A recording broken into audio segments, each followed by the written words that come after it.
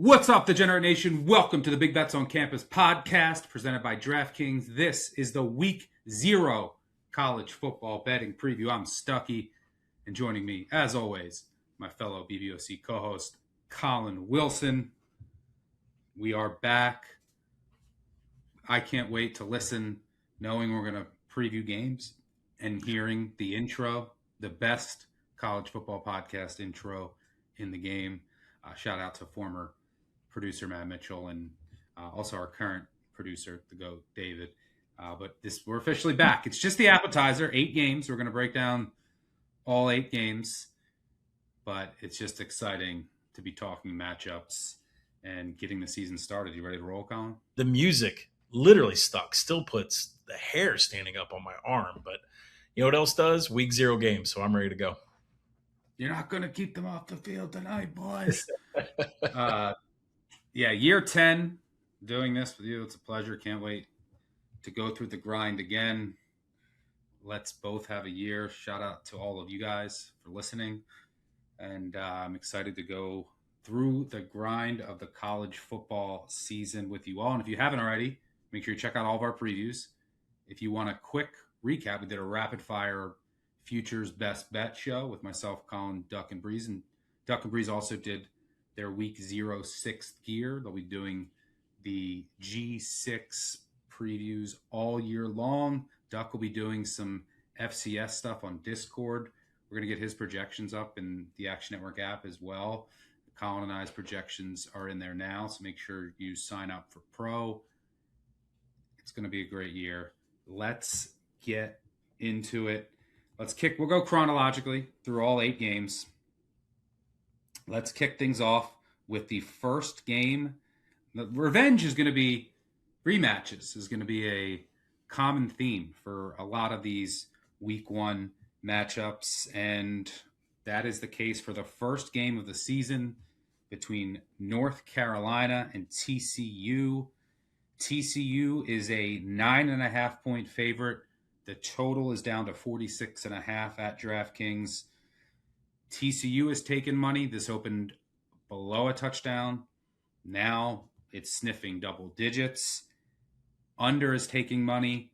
There might be some rain and some, not crazy, but some wind, which could have an impact and maybe influencing some of the under money.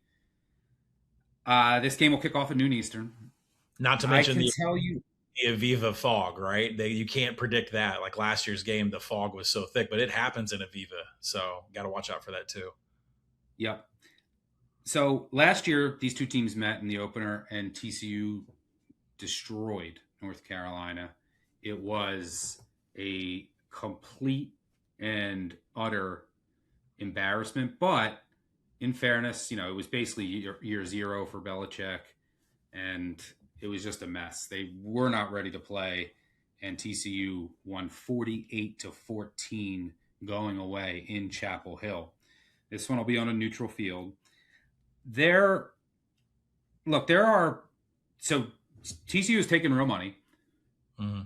I made this like 8.5, but I'm not a slave to my power ratings, especially in today's college football early on in the season. Yep. So if this gets to 10, and maybe even now, I might look at North Carolina because, look, there's definitely questions on North Carolina's roster. I mean, first of all, they've been without Steve Belichick, their defensive coordinator, now who's on medical leave. Bill Belichick, we don't know who's going to call the defense. I assume Bill Belichick is going to have his fingerprints on this defensive game plan. I assume they're going to play a lot of man. They're going to try and take away explosive plays, which they did a good job of last year. And I do like their defensive line. The biggest question for UNC is Billy Edwards is going to start at quarterback. Devon June is back at running back. They have a couple nice weapons. All the questions for UNC, or not all, but the primary questions on this offense led by Bobby Petrino are going to be up front along a very inexperienced offensive line. Petrino is going to want to try to get the run game going, I assume. UNC was super slow last year, but really couldn't get that run game going. But wherever Petrino goes, he usually unlocks that. Now, we are both high on the upside of TCU this year, but it's not like TCU is without questions. Look, they have a brand new quarterback who we both like, but he's stepping up in class from Harvard in Jaden Craig. He's got an NFL arm, he's got some mobility, and it's going to be a brand new offensive scheme under Gordon Samus, who comes in from UConn. It's going to look way different than what we saw under Briles. It's not going to be as fast. It's going to be more under center, more motion, more, multi tight end. Methodical, right? Yeah, methodical offense. Yeah, they value ball security. But they're replacing 3 multi-year starters on the offensive line. They might rotate guys at right tackle. You're going to replace a 3-year starter at center with either a lower level transfer or your backup guard from last year. You lost your number 1 receiver in Eric McAllister, who always commanded a lot of attention. Can Jordan Dwyer be that number 1 without McAllister there? And then can some of the other younger guys step up? One of them got beat up in the locker room, so he won't be there.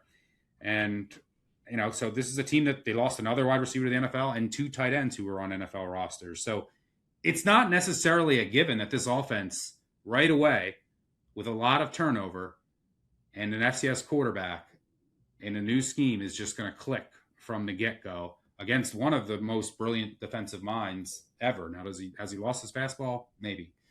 But that's not a guarantee. And then on the defensive side of the ball, TCU has a very experienced defensive line, but there are concerns on this defense. They lose 3 linebackers. Well, 2 true linebackers to the NFL, very good linebackers, and then they're hybrid position D-end linebacker also to the NFL and Deal. Their linebackers, I think, are going to take a big step back. I mean, you're talking a major drop in quality. They lose a couple of multi-year starters in the secondary, led by Bud Clark, who did everything for them on the back end. His replacement, Fields, kicked off the team the other week. What's going on with the TCU locker room, we don't know. But now you're going to be counting on a number of very inexperienced secondary members, and that free safety position, which you don't want to have questions with against Petrino, and same at linebacker. And it's not like this TCU defensive line is going to eat up opposing offensive lines. Now, maybe the UNC offensive line is just that bad, but they do have a quarterback who has started previously at the Power 4 level. And I just think TCU is getting people are betting this like they know the final score. Right. Under 7, different story. But now that we're approaching 10, given all the uncertainty on both sides, right? Maybe UNC hits on the offensive line, and this Petrino offense looks really good. And by the way, under's taking money, which means this is probably trending with the weather, trending toward a lower scoring game, which favors the dog as well. So under's taking money, but favorites taking money, which makes the dog, to me, a little bit more intriguing. What do you see here? We're going to learn a lot about both teams. Yeah, I don't even know where to start. I am not a slave to my power ratings probably until week 3 or 4 when openers hit, and I believe in my numbers. But right now I make TCU minus 14. That doesn't mean that I'm thinking this game is automatically over. Why? Because I know who Bobby Petrino is. I know Bobby Petrino took a dog shit Missouri State team and had them firing 4 verts and scoring touchdowns like crazy the second that he got to Springfield, Missouri. So I know the man can call offense. 2 stints at Arkansas that I've seen. I also know that he has to have a running game. He has to have a bell cow running back, or at least some presence of a running game to set up everything else that's going to come down the field. So is Benjamin Hall that answer? Is Demon June that answer? I mean, I'm a little skeptical of their elusiveness, right? 2.5 yards after first contact and only 12 missed tackles forced by Benjamin Hall last year with 71 rushing attempts. And Demon June had about the same workload, and he only had 15 missed tackles forced. So these guys are not really dodging defenders. I think that kind of plays into helping that linebacker stable for TCU, but we'll see how fast that UNC offense, how long it takes them to score points. Because, Billy Edwards Jr. won this job because he had 1,000 flashcards of Bobby Petrino's offense, and he said that he wanted to memorize absolutely everything that he could. And he won the job because, frankly, he can process things faster than anybody else, and he had ball protection. So they wanted to keep him. Billy Edwards Jr. feels like he's been around forever. What was his best season? Like, can he handle the load of a Bobby Petrino offense? His biggest year was 2024 when he was with Maryland. He had 423 passing attempts, a very positive TD to IT and TD to INT, and big time throw turnover worthy play ratio. He had 17 big time throws that were over 20 yards. So he has the arm to get it downfield. I really feel, and he only had 5 mistakes and 137 pressured dropbacks. He can play quarterback, but when you go to Wisconsin, like, it's just eating offensive players alive up there. It's like a black hole that's like killing careers. But I do believe Petrino can resurrect him, do get some production out of him. But to me, it starts with the running backs of Hall and June. And I'm not really too high on, unless they have done some major workouts in the offseason. They're going to need to be some big holes plowed by that offensive line. Now, on the other side of the ball, we do like TCU a lot, but that's a season-long thing. I mean, think about Gordon Samus and think about Joe Fagnano up at UConn. Did Joe Fagnano just come out and start blazing it down the field the second he took over as quarterback? No, it was a process. What you saw at the end was a polished product that was leading UConn to win a ton of games. That's not what it was like right out of the gate. And so I expect Jaden Craig to still have kind of these – his number one rule for this weekend is protect the ball. TCU is so fed up with turnovers, interceptions, fumbles. The whole Hoover era was just turn the ball over, turn the ball over. It's the only thing Sonny Dykes can talk about is protection of the ball. So I don't expect Jaden Craig to be very mobile. If he is scrambling for some reason, I expect him to do everything he can to get out of bounds or go down. This is not going to be like a glitzy game where he's going to try to create highlights right out of the gate. At the same time, why do I still like TCU in this game underneath 10? I think Steve Belichick, him not being there on medical leave, is one of the biggest factors there. And you mentioned Bill Belichick having something off his fastball, but when Steve Belichick took over the defense for Washington, when Jed Fish went up there, like, this was the number one defense in passing success rate, right? Nobody was throwing on Washington when Steve Belichick was there. And I think it's a way bigger loss than anybody's talking about. And I don't know where Bill Belichick's head is at. We could spend a whole podcast on that.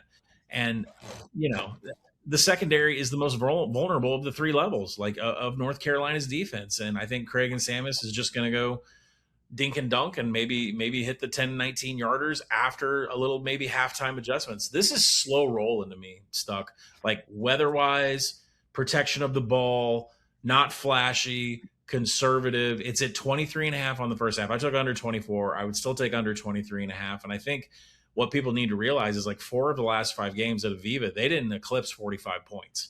Like, this is a pretty low scoring stadium. That could be weather, it could be surface, it could be travel, it could be anything, but this is generally not very high scoring. So would I take TCU at 9? If I had to take a side, if I was in a pick'em pool, that's what I would go with. But you're losing a lot of value the higher this goes up. I definitely love more of the under in the first half. And if this number somehow pops back to 48, I'd be firing that full boat. But I seriously doubt the number's going that way on the total. Yeah, I would lean under as well. I think it's going to take some time for this TCU offense. There's no McAllister. There's 3 new starting offensive linemen, new scheme. They're going to go slower. They're going to try and methodically move the ball down the field. UNC is going to try and take away the explosive play. And what this is going to come down to is, I think that I agree. The under makes sense here. But this is probably going to come down to is, does TCU finish off drives with touchdowns or field goals? Yep. Because it's going to, if they're going to be chewing the clock up, and can UNC just bend but don't break in the red zone, as TCU is still trying to figure out this offense, and Craig has to adjust to the speed of FBS. Look out for Jalde, the stud defensive end for UNC. So I think, like, UNC is going to be like, let's prevent the explosive play, and then we'll have our defensive line eventually make a play or get some stops in the red zone. I think that's how they want to play it. I think UNC is going to try and lean on the ground game as well. So yeah, this makes sense that this will be a little lower scoring. I'm going to be, look, I would not bet this game, full transparency. I probably would not bet this game at this price if this was next week, but it's the first game. I'm going to bet it. It's week 0. So, look, I'm the prime minister of the generation. I will have something on this game. So it's not going to be big, but as of right now, I just have a gut feeling, and I might be on an island with this, but especially at 10, it would be UNC. And I'm going to wait because it's been apparently nothing but TCU money. I would actually, and I will say this: I think TCU could be so conservative in this game that UNC, with Bobby Petrino running that offense, could be the first ones to score. And so, if you're worried about this TCU number running out, I really do believe you. If I could bet first score, I would actually think UNC is the first one to do it. I think the halftime adjustments completely belong to TCU here. Let's move on to the second game at 3 Eastern between San Jose State and USC.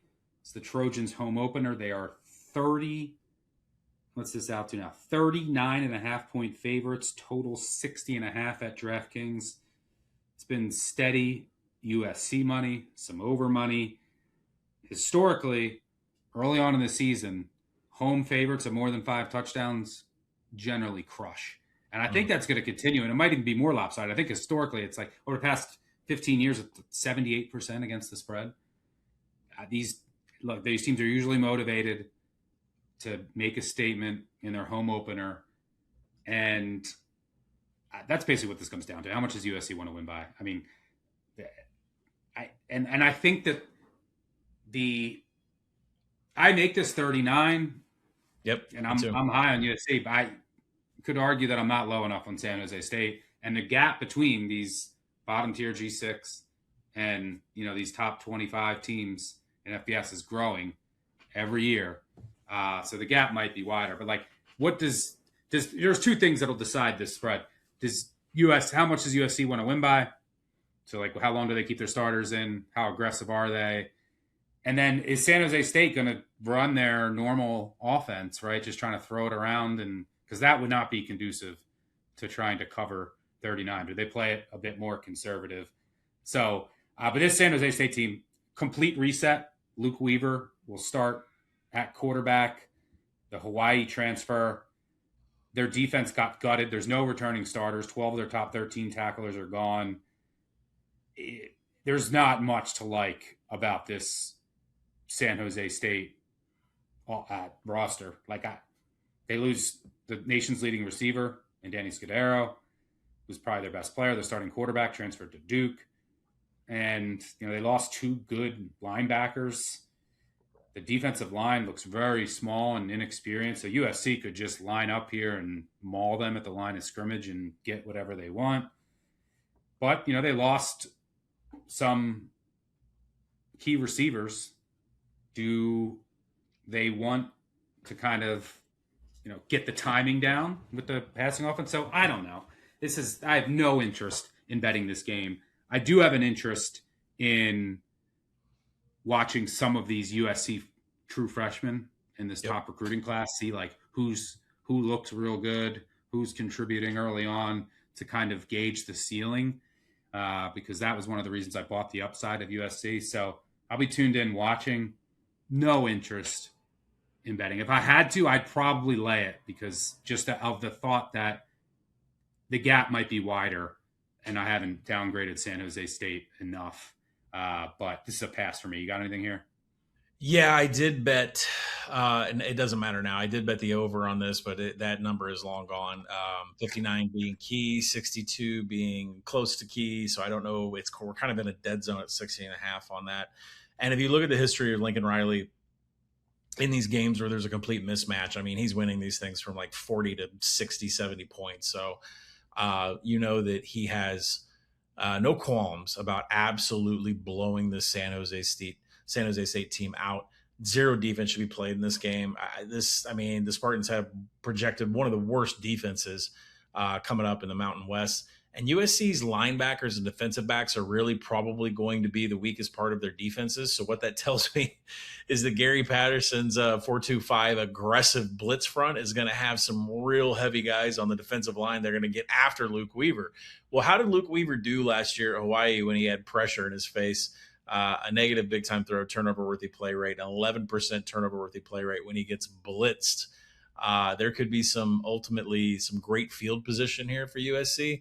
And with Danny Scudero gone, I mean, you've got this laundry list of wide receivers that have come in from Anthony Ivey, and Jordan Anderson had 20 catches from Sac State, and Jerry McClure had 1 target in 3 years of college football. Now, could there be a diamond in the rough? Maybe another player that gets scooped up next year and goes somewhere else? Maybe. I mean, they're pretty good at scouting these kids and getting them in here when you consider the wide receivers that have passed through San Jose State the last few years. So, I mean, it's possible. Is that going to show out here?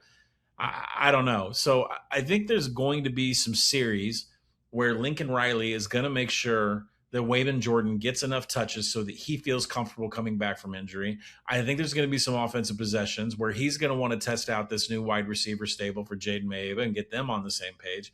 So I think this is a max possession game, get everybody comfortable game, and then maybe not have their foot on the pedal in sixth gear next week when they take on Fresno State, but we can talk about that next week. So it's a USC name it game.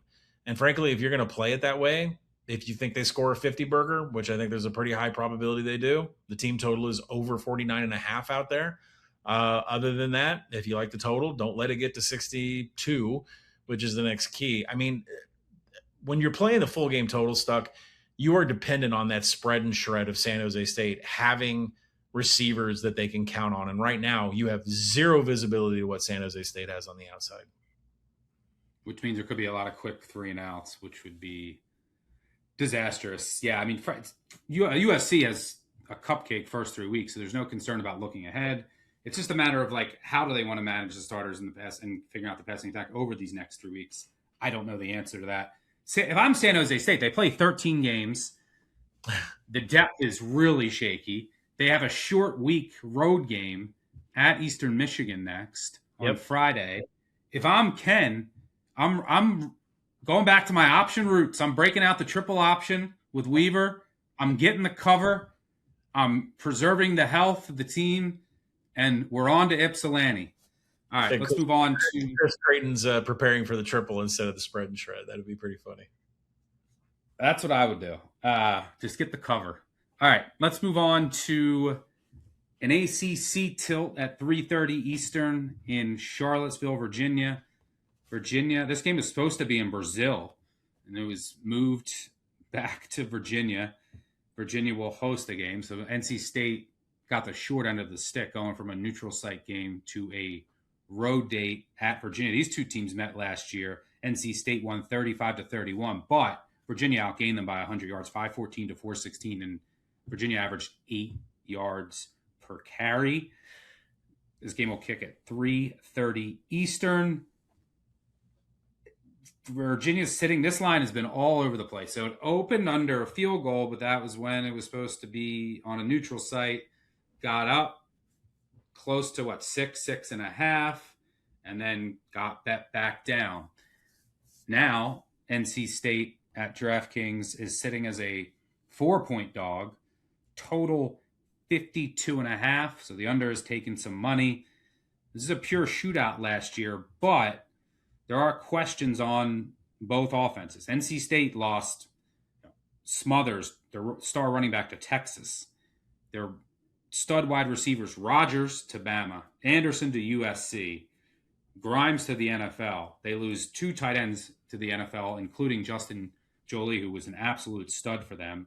They lose a pair of 3-year starting offensive linemen. Peak at left tackle going to South Carolina was a huge loss. And then they're going to be moving some guys around, like the right tackle to the left tackle, the right guard to center.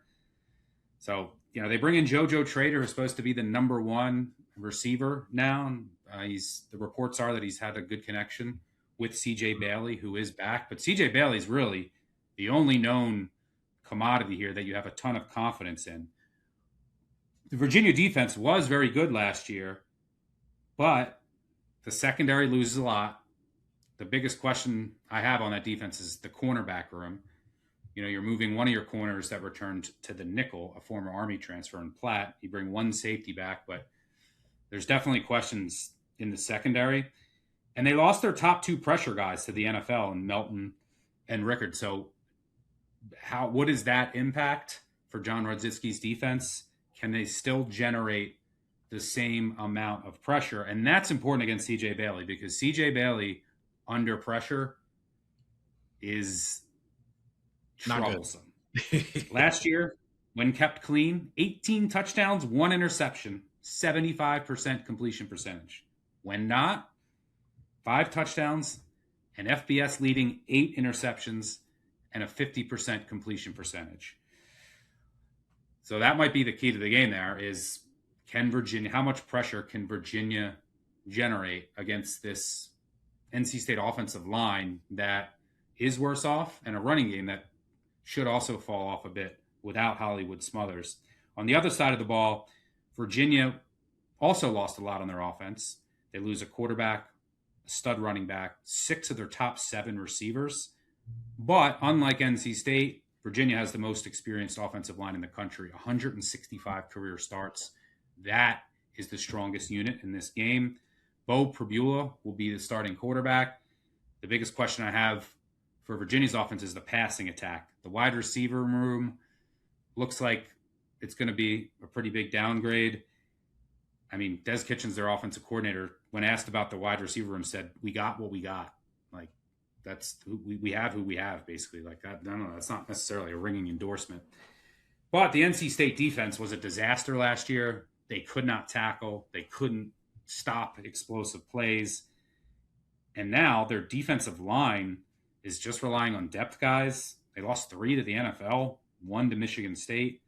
They have transfer linebackers, and they're hoping a more experienced secondary can take the next step in year 2 of Elliott's defense. Pressure-based, want to create negative plays. Virginia, a special team advantage here. Their special teams were excellent, bring everyone back. NC State special teams, usually good under Doran, were really bad last year. We'll see if they can improve upon that. When I look at this game, this line is coming down. Yep. The way I see it playing out, let's see what I make. I make it 6. So I'm really low on NC State. It's just basically CJ Bailey, and I have questions across the rest of the roster. Virginia. Right. So, and what I think is the determining factor in this game is I think Virginia, deep running back room, most experienced offensive line in the country, mobile quarterback, is going to be able to run the ball at will. Yes. So, and if they can do that early, get a lead, they can just keep hammering the run. You don't have to worry about Pribula having to throw unknown passing downs. And then you can put NC State behind. Brzezinski can draw up his pressure packages, and then CJ Bailey throwing under pressure with a worse offensive line, a downgraded receiver room, a downgraded tight end room. That's when the mistakes will happen. And then Virginia keeps building that lead, keeps running the ball, and then I think eventually bleeds out this game and wins something like, I don't know, I'll call it 20. I think it's going to be much lower scoring than last year. I'll call it like 27-20, 27-17. So if this gets to 3, I'm in on Virginia. At 4, probably in small. And we'll look for some live. But I think that's the biggest difference is the advantage that Virginia will have against this NC State defensive line that I have no confidence in. Yeah. I think they're just going to get a push. They'll be able to run the ball. They're at home opener. I know they were. What will happen, though, is like they'll get unlucky because they were lucky all last year. Then I'll bet them, and then they're going to be unlucky. But they'll have like 6 turnovers. I like Virginia here. How about you? I think Virginia's segment should come with a warning label that this game could be a circus. I thought you and I were going to fight on this one. We're not. Like the reason why I have not put a single bet, I haven't put a single penny on this game, and I haven't put anything into the action app, is because the line is moving the way it's getting better and better for the team that I want to back. And I echo every single thing that you said. Like when you break this down unit for unit, it's like this is a Virginia game. Like this is a big time Virginia game. I mean, they have the ability to muck it up and do stupid things at the goal line, and I know all of that, but you can't handicap that, and we can't predict that. But even Bo Pribula being the quarterback, you and I have never been a fan of that. But 5 grad students on the offensive line, that is some crazy protection right there. So it is just a massive, massive advantage for the offensive line against what NC State has on the defensive line and from their linebacker units.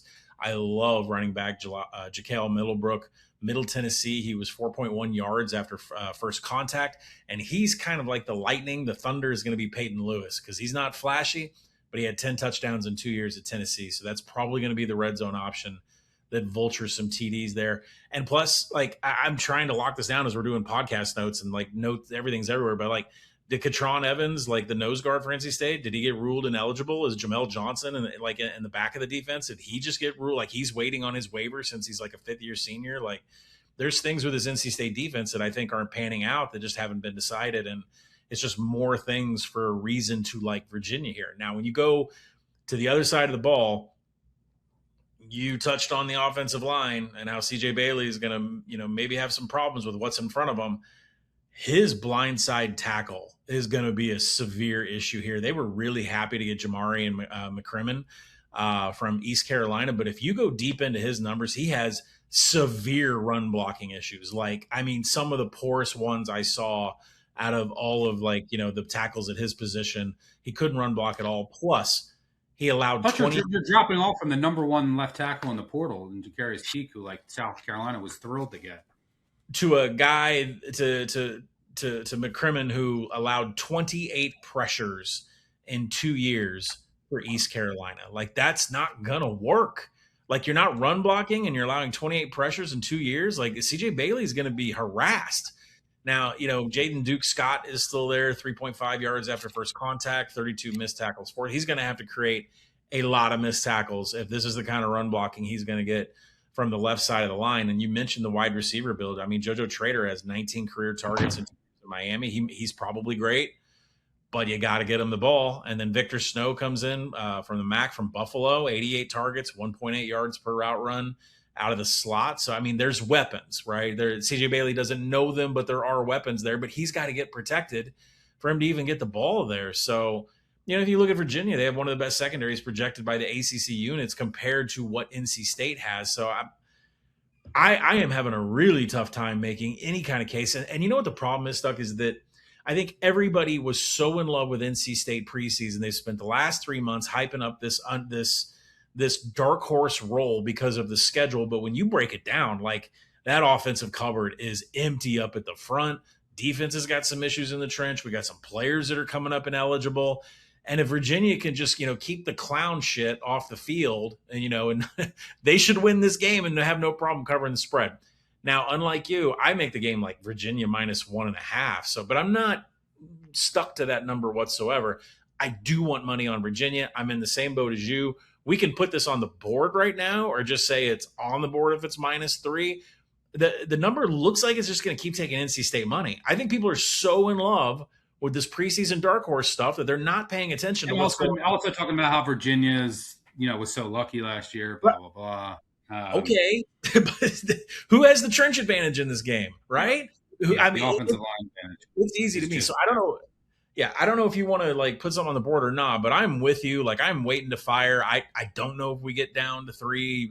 If it does, it touches, it moves. You know it because you and I are hawks waiting to get on it. So we'll see. I'm getting involved. We're putting on the board 3 if 3 hits. That's fine. And I'll probably still be on it small even if it doesn't. Just because it's week 0. All right, let's move on to a late afternoon game in the Fargo Dome between Jacksonville State and North Dakota State. North Dakota State down to a 7-point favorite, total 46.5 at DraftKings. This will be North Dakota State's FBS debut after winning 10 of the past 15 titles. I mentioned rematches. These two teams met 12, 13 years ago in the national title at the FCS level. Jacksonville State made the transition a few years ago. This is a North Dakota State team that has to replace some important pieces. They lost 7 multi-year starters on the defense and their stud linebacker to Michigan. Now, 11 of their top 20 in snap counts return, and they got a lot of guys that get snap counts because they would blow out teams, and then you'd have a lot of guys come in and get a lot of playing time. But they were playing against, some of those guys they're going to be counting on were playing against overmatched backups of FCS teams. So what does that step up look like? Right. If you know the answer, then you probably could set a better number on this than me. Their offensive line also lost 2 All-Americans to Power 4. So they're going to have new tackles. They're kicking one of their tackles into guard. So the interior's experience, they're going to have 2 new tackles. Their quarterback and wide receiver, their top receiver, are off to the NFL. So you're going to have Nathan Hayes taking over. He's been with the program for a while, so he knows the system. They want to run the ball. They want to line up and they want to mash you and control the line of scrimmage, control the clock. Jacksonville State's run defense was pretty good last year, and they do bring back a number of pieces on the defense. Perry is back up front. Campbell comes back from injury. Their two linebackers, Sanders and Osteen, come back. They got two guys in the secondary that were starters last year that are also back. But there's some questions at the nickel spot. It looks like it's going to be an Albany State transfer. The outside linebacker position next to those two linebackers, very questionable. You know, they lose a safety to Iowa State, a nose tackle to Vandy, a defensive tackle to Illinois, their best edge rusher to Florida. And they didn't really bring anyone else in. It's going to be depth guys stepping up. Where I'm really worried about this Jacksonville State team is on offense. You have a new coordinator who was the tight end coach last year. You lose a really good OC, an offensive line coach to West Virginia. And speaking of West Virginia, your right guard, your left guard, left tackle are off to Morgantown. And your stud running back who did everything for you, Cam Cook, also moved on to country roads. Their running back room going to be way down. Looks like, Jalen Likely's going to get the start. He had 22 snaps last year. 5'8" kid. Cook to him, big downgrade. And then the offensive line. I mean, you lose,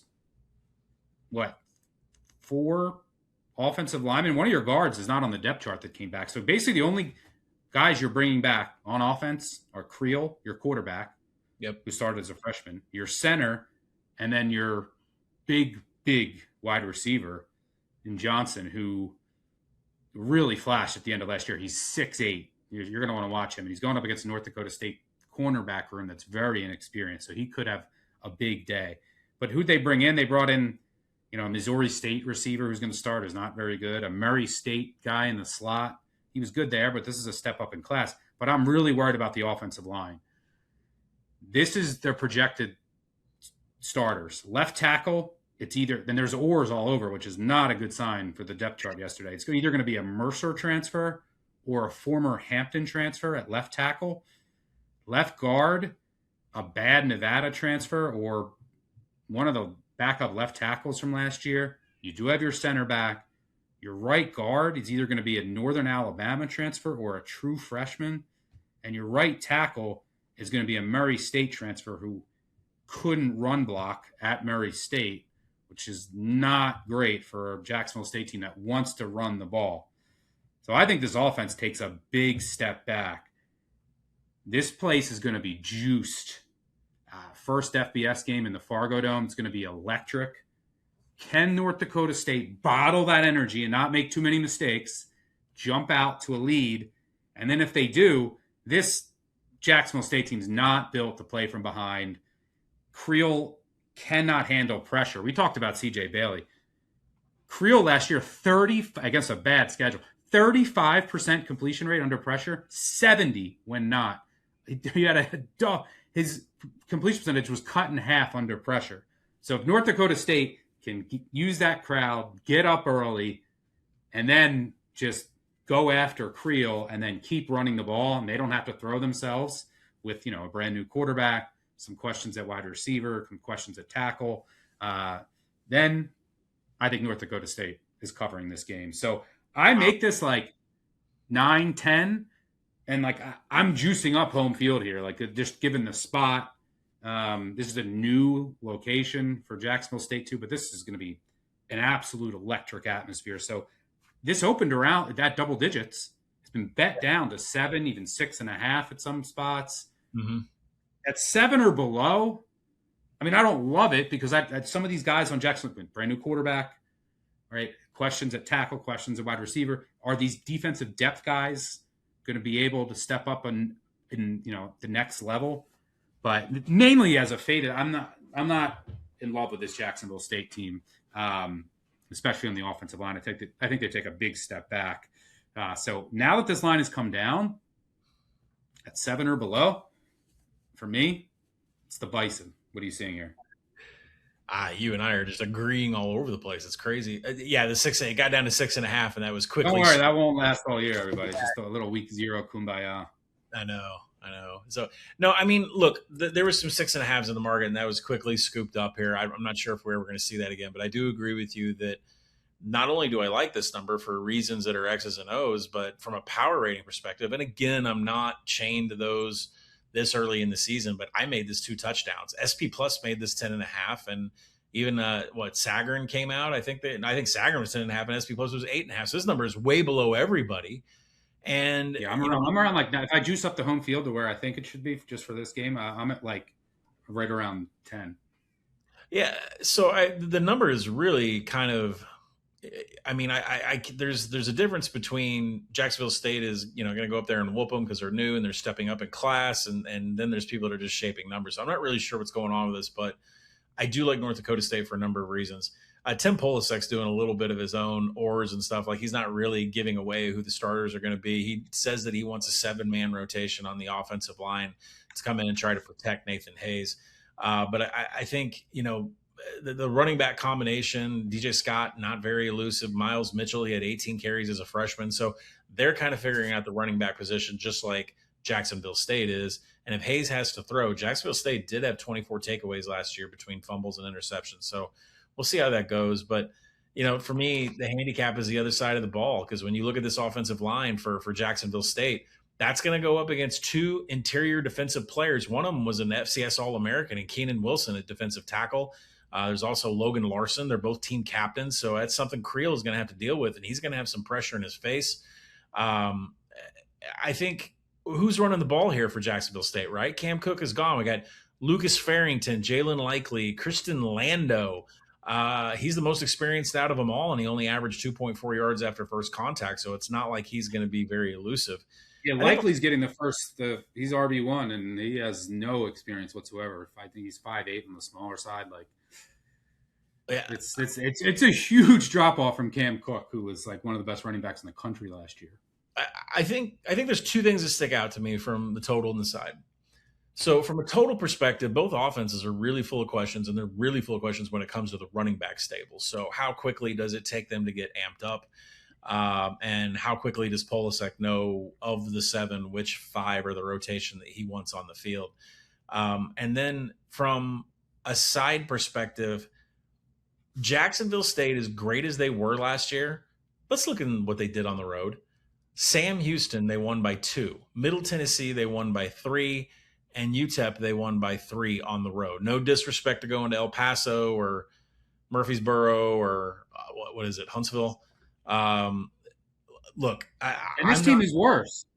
Yeah, and this team is way worse. So I'm not, when you look at it from that perspective, how loaded that team was last year, and they weren't that great on the road, I kind of feel good about laying a touchdown with North Dakota State. So I doubt we'll get 6.5. If we do, it'll get scooped up immediately, but I think 7's a good number for us to land on.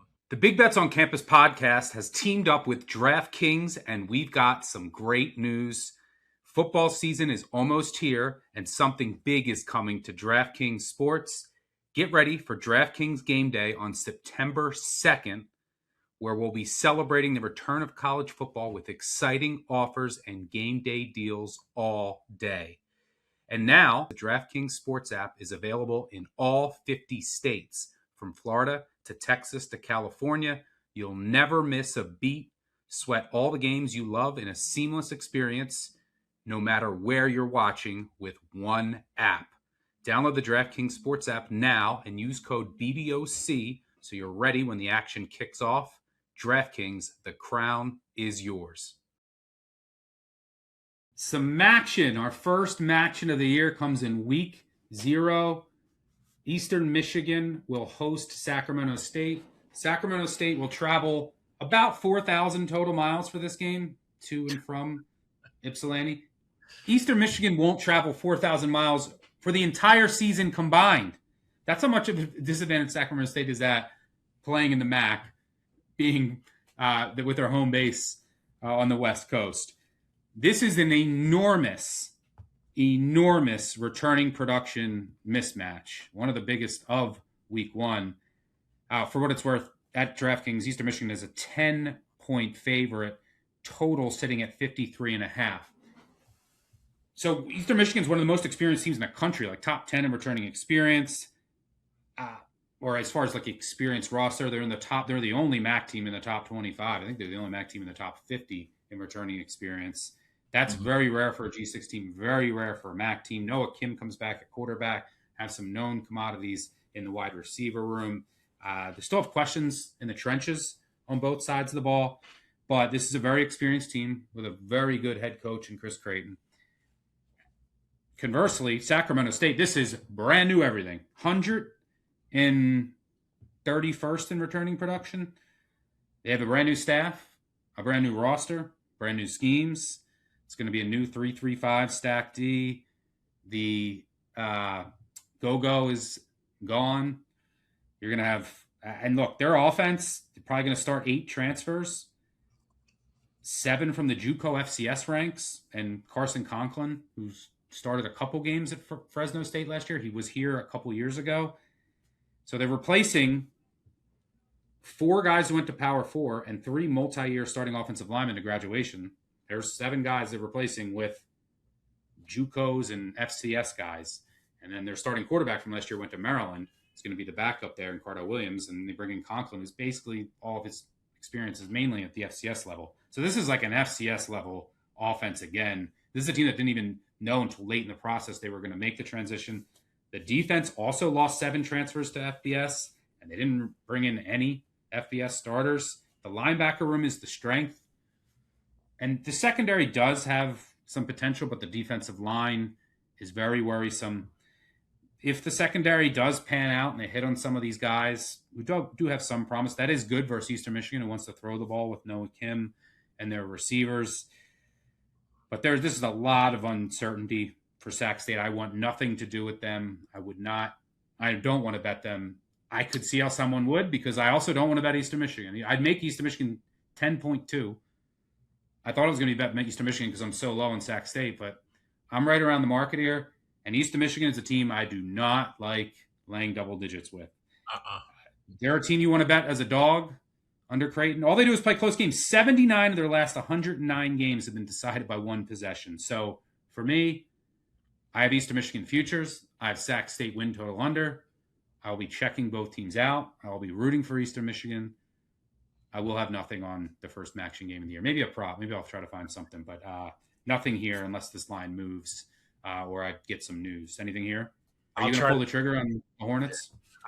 From a numbers perspective, you should if it gets to 10.5. But I just this offensive coordinator for Sacramento State, Eric Kiesau. If you don't recognize the name, he was the 3rd offensive coordinator for Brian Harsin during the 2022 season at Auburn. Calls his offense the pro tempo. Yeah, and then he's already said in a press conference his offensive line is a major concern that will likely remain fluid until we're actually playing games. How am I supposed to turn my money into a bet on Sacramento State when this not even a real offensive coordinator is saying these kinds of things? And your quarterback is Carson Conklin, who's essentially a lawn chair behind the offensive line because he has no mobility whatsoever. And what do you think he wants to throw to like Bryce Llewellyn, who was like all MAC strong safety? So I don't want anything to do with that. I think the one thing I will say about Eastern Michigan, to capitalize on the numbers you were talking about, since 2022, as a favorite, Chris Creighton is 8-9 against the spread. The average margin of victory, 4.7 points. So if you're playing Sac State, it's a complete numbers play, and it's not because of anything that they have. So if I'm feeling degenerate, or maybe I had too many bloodies before noon, I don't know. But I don't know how I get involved on the Hornets here. It's bad. It's really bad, and you can't trust Eastern Michigan. So at double digits. No, I'm not laying 10. I'd lay 7, but not laying 10. All right, let's move on to some. I guess let's get New Mexico State, Florida State out of the way. That game kicks at 7 Eastern in Tallahassee. Florida State's a 30.5-point favorite, total 53.5. I only make this like 28-ish. But am I betting New Mexico State? No. I don't have much faith in my Florida. I could be off in Florida State. New Mexico State is bad. I mean, they're going to be starting a Furman transfer, Trey Hedden at quarterback. This is a program that is just deteriorating. It's just like JUCO guys and FCS. It's bad. How does offensive coordinator David Yost still have a job? That's what I want to know. And look, they can't run. They're not going to be able to run the ball. That's bad as a dog, an overmatched dog. Like they're not going to be able to eat any clock. But this, to me, and like New Mexico State does have some experience on the back end of their defense, but their D line is bad, and they're going to have no pass rush. Florida State could just line up and run it on them.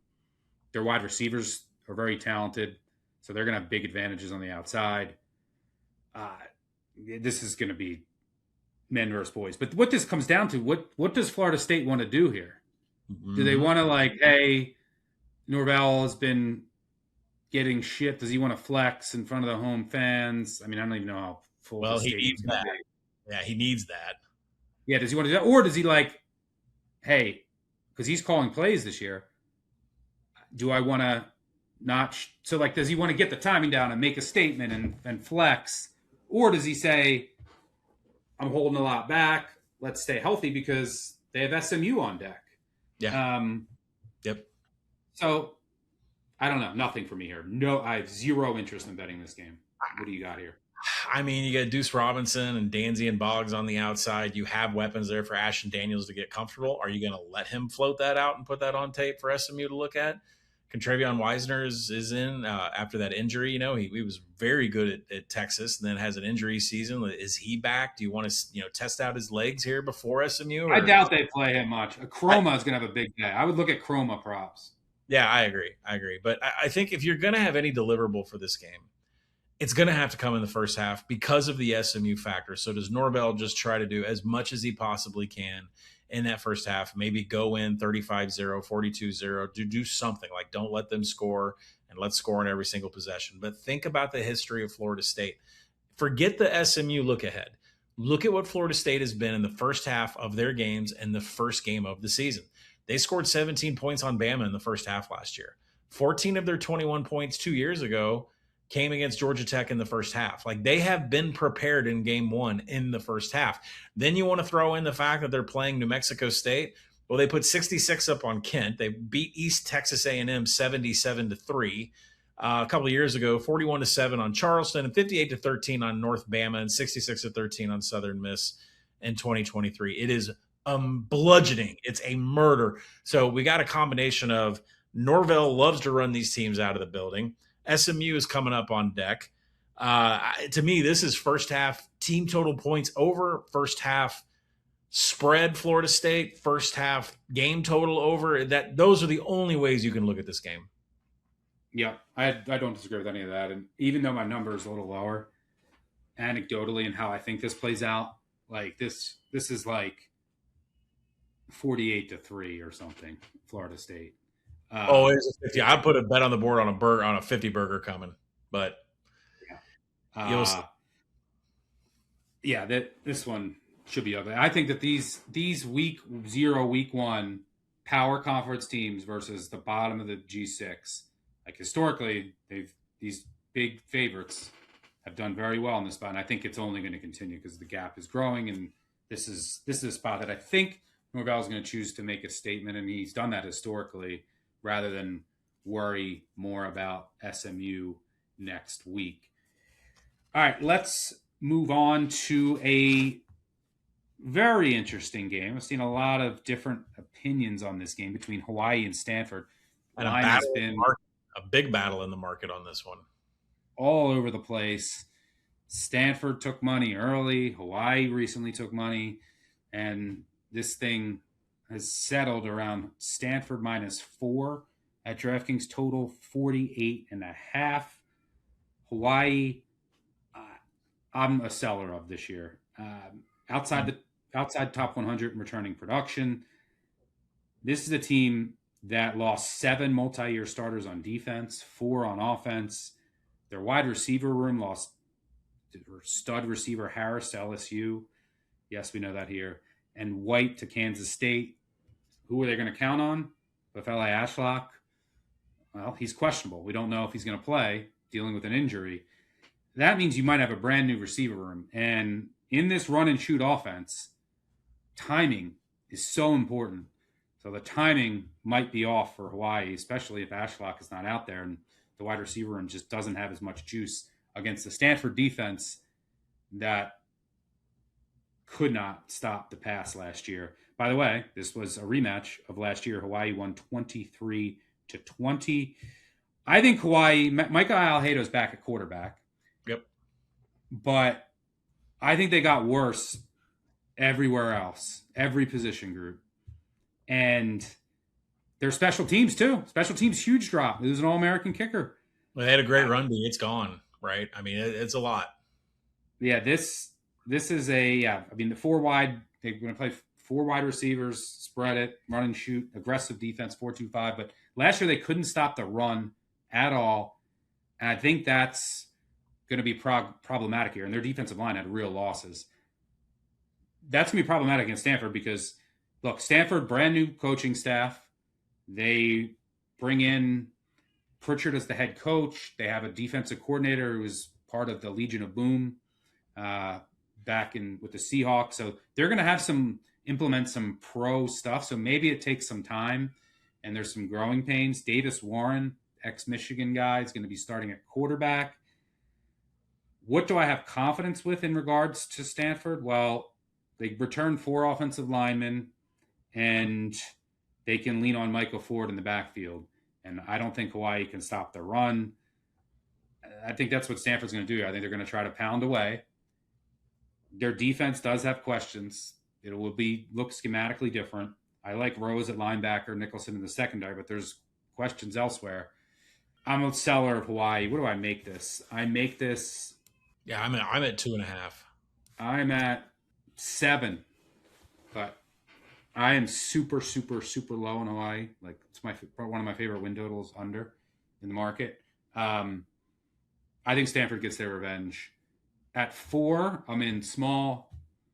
I'm hoping for more Hawaii steam. This is very similar to me, like very similar handicap to Virginia, NC State. Yeah. I think Stanford's going to be able to run the ball, lean on their offensive line and their back. And the other team, just like NC State, they have their quarterback back with Alheido, but they lost all their weapons. They got worse everywhere. And ultimately, just like I think Virginia does at home and gets their revenge, I think Stanford gets their revenge at home. So I think this will be lower scoring because I don't think Hawaii's the timing's going to be off. They're not as good at receiver. I don't think they're as good at offensive line. So I don't think they're going to have a ton of success moving the ball. And I think Stanford will be able to run the ball, churn the clock, control time of possession, and then bleed this thing out. I'm going to say 27-20 Stanford. You got anything here? I was thinking maybe 23-20 again. I don't know how you can back Hawaii, and I'll tell you why. Because Pavel Ashlock is not – well, okay, as of 4 days ago, the source that I was reading and that I trust says there's absolutely no hidden thing going on here. Pavel Ashlock is not going to dress for this game. And so what does that leave you with? Tama Uliata? I mean, no TDs in 2 years. Blaze Kamaku, 11 targets, 1 TD. Carson Brown, 2 years at Iowa State, 34 targets. I mean, there's Harris, right, from Washington. He's got to be good for them. Yeah, has to be. But then again, Stanford's kind of had a problem finding the corner in camp opposite of Brandon Nicholson, so we'll see how that goes. I think the other thing that bothers me about Hawaii is the kicker and punter. There's only one of those on the roster. Hudson Borsair is the only kicker, and Sean Olvera Harla is the punter. So the Tokyo Toe is gone. You don't have you can't depend on those special teams like you have before. And then, I think at least Stanford, it's like I said in our ACC preview, at least they have a vision. They know who they want to be. Andrew Luck's down on the field helping coach. They haven't named a starting 5 publicly at the offensive line. You can name a couple of kids that are on there. I think, one's from Harvard, but this should be a sound team that gets better at not making mistakes, wants to run the ball. I just look. I make it 2.6. Numbers at 4. I don't think there's any way Stanford loses this game. So I think if I had to make a bet right now, I'd put a Stanford a money line with Virginia. Like you already mentioned it, like it's kind of the same handicap here, but I think Hawaii is going to struggle much more than they did last year, and I'm not so sure a whole under on this game for the full game isn't in line. Also, maybe even a Hawaii first half under. I mean, I don't know who's moving the ball for this team. I don't think they can kick field goals. They got a brand new kicker. There's all kinds of issues for Hawaii here, so I definitely wouldn't bet them, and I think an under is probably also the play. All right, let's finish things up with UNLV and Memphis. Another market battle here. UNLV early money got out close to a touchdown. Memphis had some buyback. Now we're sitting at UNLV minus 4.5 total, 56.5. By the way, while we're recording this, I think there's about to be a 3.5 at the board. So go ahead. Yeah. Well, my number, I make this UNLV minus 1.5. Do I have any confidence in that number? No. I mean, these are new teams. UNLV 116th in returning production. Memphis is brand new, completely brand new. UNLV still hasn't named the starting quarterback. Jackson Arnold didn't win the job. Him and Alex Orji, you're going to see both of them. The one thing we do know with UNLV, Jane Thomas, their running back, is a stud. He's going to be the bell cow. They're going to feed him. They're going to feature him. It looks like Stokes has won the job for Memphis, beating out Aaron Noland. Kid's got a lot of talent, but he was at D2 West Florida last year. So, like, he's big step up in class here. What are we going to get from him? I don't know, to be honest. I can't wait to watch this. These are two teams that could be in the running for – this game has, like, group college football playoff implications. These are two teams that could threaten in their conferences, and, like, this is a big game for them to get. UNLV is awaiting word on 2 or 3 guys on their defense. Speaking of eligibility, Welch, Spellman, Fuller, but their defense was bad last year, and they could not prevent explosives. They gave up way too many explosives, and that's not great news against Kevin Decker. The offensive coordinator comes over from Old Dominion, wants to spread you out, hit explosives all over the field. So that could be problematic for this UNLV defense. But this Memphis team is, I mean, it's Charles Huff making his annual move. They have 55 guys they brought in the portal, 85 left in the portal. The defense is going to be heavy Southern Miss. And they got some good players that they brought from Southern Miss, but there could be like 7 or 8 starters from Southern Miss. So there's some continuity there. Lance Guidry is going to take over as coordinator, expect some aggression. And then the offensive coordinator is coming from ODU with a D2 quarterback. So, like, a lot of uncertainty there. But schematically might have some advantages against UNLV. And then, like, what are we getting at? What's the rotation going to look like at quarterback? I want to bet this over. I think this is going to be a shootout. This should be a fun watch, like late night, 10 Eastern. I think this game could just turn into a zoo. But, like, is UNLV just going to run it too much to, like, where – and then, like, can I really trust Stokes on the road in FBS in his first game? So I don't know. This is really tough for me. At the current prices, given all of the uncertainty, I think the best look is Memphis money line, just for the uncertainty. Just I don't know what to expect. There's some upside with Stokes. The Orji Arnold situation isn't great. I'm not a fan of either. I do think that this Memphis offensive scheme could give UNLV's defense some issues. And I know Memphis is brand new, but it is a bunch of guys from Southern Miss, so there is some continuity there. And they do have some really good players, including Tapp, who's one to watch. So no strong feel here. I can't wait to watch both of these teams. I need to watch. I need to watch the quarterback situation. I need to watch some of the transfers. But Memphis money line, probably my look, but nothing strong here. You got anything here?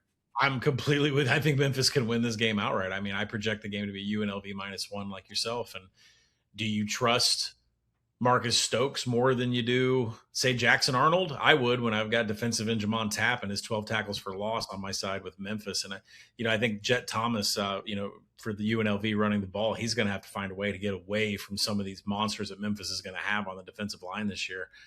Yeah, you're right. 72 new players on this Memphis team, 50 of them from portal. There's still guys from Marshall that played for Lance Guidry that made their way to Southern Miss that are now on this team. So, I think it's really interesting is like everybody's like, oh, they're going to be bad because they have so many guys in the portal. Like, yeah, but it's just the same team wearing different colors, right? They're just paid a little bit better and they're wearing a different uniform. And I think that's kind of what Memphis is this year. A little bit different of a story for Dan Mullen here with Alex Orji and Jackson Arnold coming in. They have really no answers at wide receiver whatsoever. D'Angelo Irvin. Yeah, I'm not a fan of this wide receiver room. Yeah, and after the two pieces they have on defense, the interior Lucas Conte and Cam Santee, a linebacker, I mean, that's all brand new also. So, I just think Memphis is going to be able to play defense while UNLV's ability to run the ball is about Jet Thomas getting away from Tapp and some of those other guys on the defensive line. And I do like Kevin Decker as offensive coordinator. And UNLV is rebuilding at almost every defensive position. I like Memphis to win this game outright. I took it at 5.5. I'd still take it at 4. I like I said, I don't know how quickly we're going to get this up overnight, but I think we're on our way from leaving 4 and getting into the 3s after as closer we get to kickoff. All right, before we get to our best bet, I do have some giveaways. I'm going to do the hats next week in week 1, but I did promise some futures. So leave those 5-star reviews. They really help us out. We are going to do... Duck gave out his $25 futures. This is the main pot. I'm going to one-up them. $50 futures to CM Spin 1. Thanks for the review. Requested Air Force. You got it. We have... What was... I forget. I can't... Rome wins. Rob wins. Rob wins 1. West Virginia. $50 future. Big 12. Country Roads. And Joel is the worst. A little Gata, Georgia Southern. Thanks for the reviews. Keep them coming because you may be in the running for next week. I'll give away some BBOC hats for some of the reviews, but we do appreciate all of the reviews. Really helps us out this time of the year. All right, before we go, let's quickly give out our favorite bets for week 0 presented by DraftKings. We gave all of our thoughts on the sides. Sides we already bet. Totals we already bet. Sides we're waiting on. So let's go with a couple props here. I'll kick things off. I'm going to go with DeAndre Johnson anytime touchdown for Jacksonville State. He flashed at the end of last year. The last 7 games, he averaged 93 yards per game, and he had 6 touchdowns. 6'8" receiver. I think Jacksonville State's going to be playing from behind. I think their run game is going to be way worse. The North Dakota State corners are very inexperienced. I think he'll get some looks in the red zone. There's some chances for him to hit some big plays and just break down the field. So let's go with DeAndre Johnson. Anytime touchdown. Colin, you also have an anytime touchdown look. What do you got? Yeah, let's move over to NC State at Virginia. And remember, Virginia has 5 grad students on the offensive line, easily the best one you're going to see this weekend. And I'm not going to go with the bell cow running back at Jaquel Middlebrook because he's more of the flashy guy. I think the guy that runs it in the red zone is going to be Peyton Lewis because he had 10 touchdowns in 2 years at Tennessee. He's the thick running back option that I think is going to be the tank for the Cavaliers this year. So a pretty juicy number. Let's get Peyton Lewis anytime TD for Virginia. All right, there it is. DeAndre Johnson, anytime touchdown. Peyton Lewis, anytime touchdown. Download the DraftKings Sports app today and use promo code BBOC when you sign up. Plus, mark September 2nd on your calendar for some incredible offers to come from DraftKings to celebrate the return of football. That's right. DraftKings Game Day is coming September 2nd. You don't want to miss it. The crown is yours.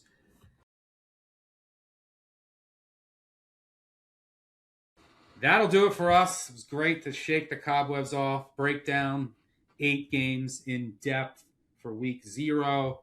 But I'm already itching to go through the week 1 card. Yep. Which we will do in full next week. Probably record that a little bit earlier than usual. Our episodes normally we record on Thursdays. Thursday nights they come out, but with games during the weekdays, I think there's Thursday games, Friday games. We'll record a little earlier next week. We'll keep you guys up to date on that schedule. But Group of Six guys, make sure you check out their episode. They'll be back next week as well. No voicemail episode this week, but we'll be back once we're in the regular timing of the season. Looking forward to those. 955 Bad Beat, always in my Twitter profile at Stuckey2. Thanks to Collin for joining me. It's great to kick off year 10. Thanks to our producer, David. Most importantly, thanks to all of you, the best listeners in the podcast land. Let's have a season. Enjoy week 0. Don't go overboard. It's only 8 games. We have a lot of football to bet. Catch y'all later. Cheers. Peace out.